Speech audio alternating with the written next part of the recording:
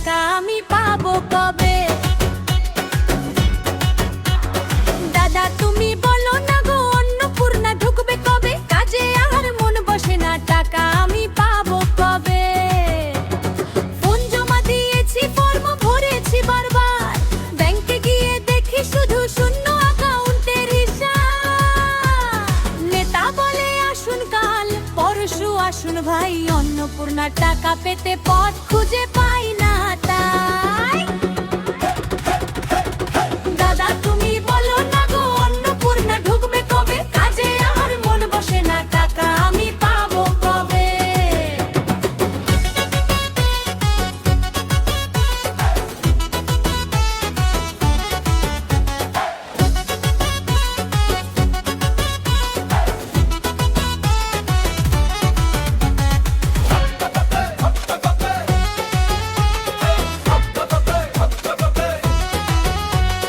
সকালে উঠে phone check করি, ব্যালেন্স দেখি রোজ, শূন্য দেখে মন ভেঙে যায়, হারিয়ে যায় সব পোজ। দিদি মঞ্চে বলেছিলেন সবাই পাবে টাকা, কিন্তু অ্যাকাউন্টে ঢোকেনি, সব হলো ফাঁকা। দাদা তুমি বলো না গো অন্নপূর্ণা ঢুকবে কবে? কাজে আর মন বসে না, টাকা আমি পাবো কবে? কাটমানি দিতে হবে নাকি নেতাকে জিজ্ঞেস করি, নেতা বলে দেখছি দেখছি এটাই তার দস্তুরি।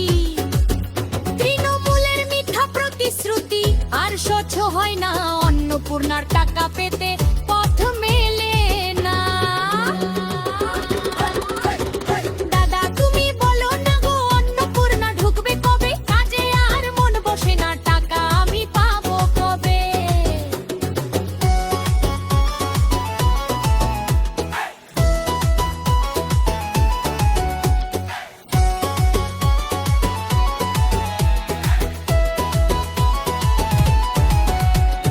শুভেন্দুদা বলে দিয়েছেন বিজেপি আসলে সরাসরি টাকা পাবে, কাটমানি ছাড়া ঘরে।